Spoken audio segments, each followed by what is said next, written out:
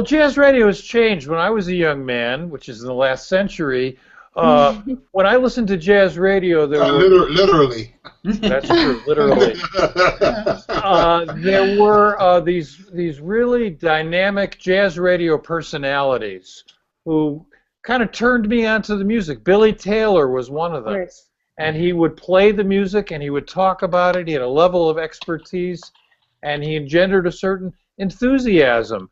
Thurston, from your perspective, how has jazz radio changed in terms of how the I hate to call them disc jockeys, but the on-air personalities interface with the audience in terms of information and personality?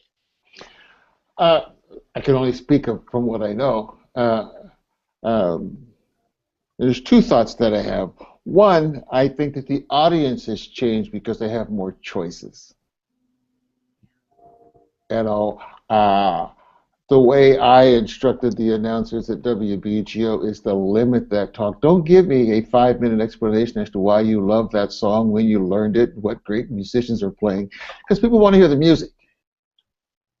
You can give them that information. That's what's great about blogs and things like that. So I believe that that's kind of what helped save BGO from turning people away, you know, because we're not going on the air for 3 and 4 minutes talking about what we played. I cut all the breaks down to 2 minutes, and any feedback or back announcing or forward promoting, you have 30 seconds to do that. That requires people also to be prepared, make notes, know what they're going to say, know what their beginning and their middle and end is. Because if you were to listen to those folks that did it, you know, and I'm talking, you know, yeah, I'm looking at a professional model here. If you listen to folks who would just kind of get in there and talk, they might tell you the same thing 5 different ways. When if I were sitting at an editing machine, you only need one of those. You don't need to tell them over and over again. So what I think when I said earlier on, jazz is not a relic, but how we do it is. My suggestion is you need to pay attention to how people listen to radio today. They have a lot of choices. You know, BGO has 2 streams. They've got the stream of a duplicate of 88.3 FM, and they have a stream called the Jazz Bee, which is looking for young listeners using emerging artists of today, emerging artists of the past. So you might hear the first recording that Ron Carter did. That stream is much different than the FM stream. That stream has one announcer, and it's 6 hours pre-produced, repeated 4 times, but every time it's repeated, the music is sequenced a different way. So you're not hearing the same music over and over again in the same order. Now, when we started that, and we were looking for a grant to pay for it, I was asked, well, how many people do you think will join you? And, you know, I said, maybe 800, I don't know. Before the first year was up, we had 25,000. Now, so I'll stop there because I've got lots of thoughts. I don't want to dominate.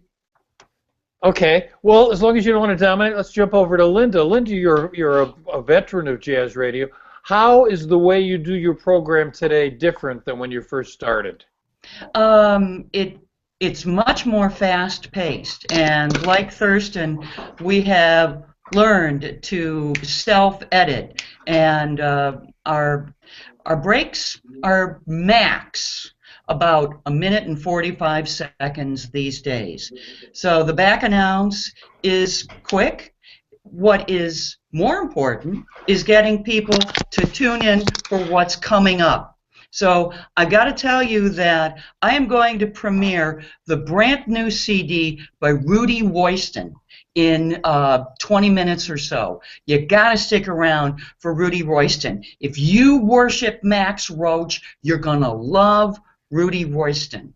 And we're finding ways to turn you on to what's new and respect what's going on in the past and build the continuum and build listeners. Keep them going. You've got to give them something to listen for. It's not what you just heard, it's what you're going to hear. If I mixed it together just right, those 3 tunes with maybe a little bumper in between to keep reminding you that you are listening to 89.1 WEMU, and then do my quick back tag, but let you know that, for example, and I am in love with this new Rudy Royston record, you can tell, that Rudy Royston's coming up, and if you love Max Roach, if you love Roy Haynes, you're going to love Rudy Royston. So I think that is really a key thing. Forward promotion and create a suspense in the program. She's absolutely right. Forward promotion is essential. Also, cross promotion. You can't sit down and do, quote, the thing that kind of drives me crazy, my show, and limit it to that. You've got to, people may tune in. You're at a radio station. Every hour of that radio station is important. Mm-hmm. So you might let folks know what's coming up the next hour. You might, one of our announcers used to say, did you hear what Monifa Brown did last weekend? Boy, did she have a great show. You might want to tune into that. That's letting folks know that there's a family there, not just a bunch of pieces of quilt on a bed. Yeah. Willard, what's your perspective on this? You've been doing radio for years. Do you do your show differently now than you did 30 years ago? Yeah, I'd say I do it differently. I do it differently from the standpoint of my knowledge base is a lot stronger than it was back then.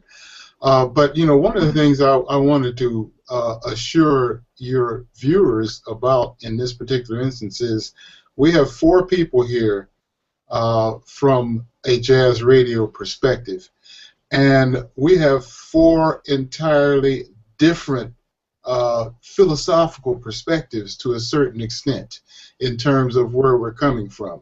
Because we have Thurston, who worked at the major market in the United States in terms of radio. We have Linda, who serves a university-driven community. We have Lydia, who is online, and I'm with a major market, but not a gigantic market like Thurston was. I'm with a major market community radio station. So we're talking different animals to a certain respect. I'm not sure how often Lydia is on the air. I get the sense that Lydia is on the air somewhat like I am. But I'm only on the air once a week. So, I have this 1 week time frame. I'm on once a week, 2 hours. I was previously on for 3 hours during morning drive from 5 a.m. to 8 a.m. Now I'm on at night for 2 hours.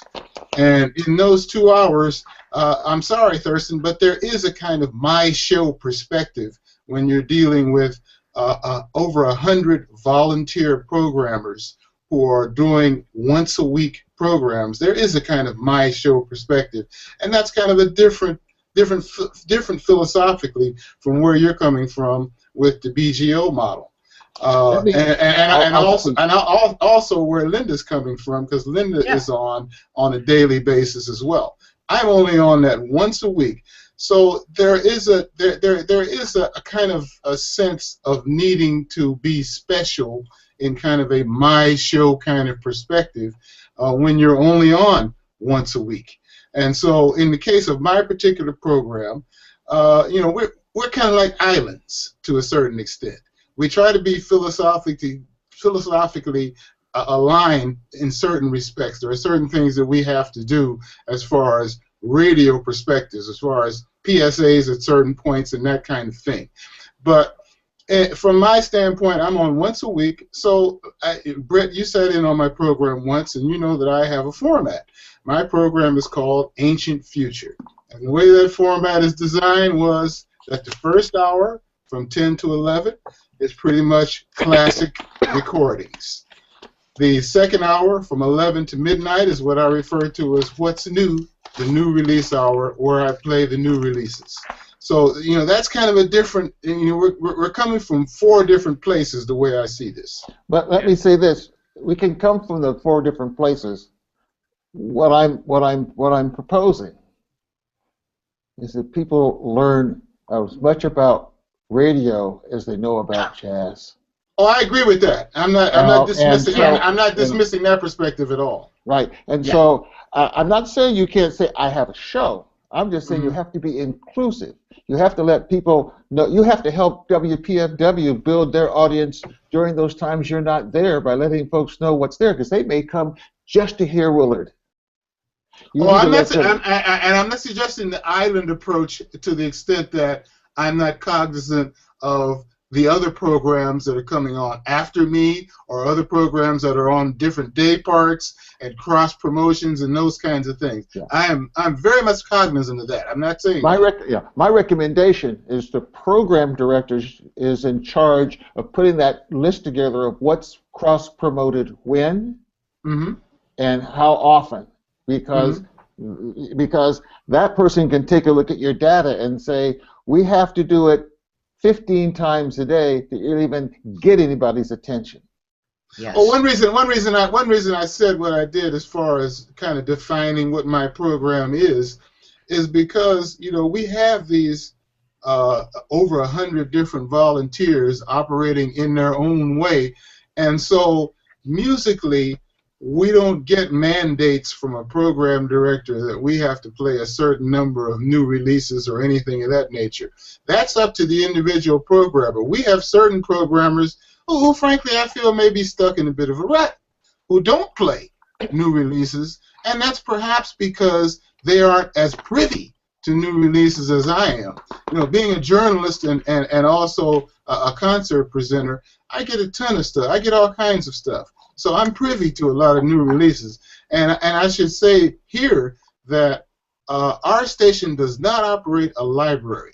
So when people come in to do their programs at my station, WPFW, they are bringing the music with them. So that is another different perspective in terms of how we operate.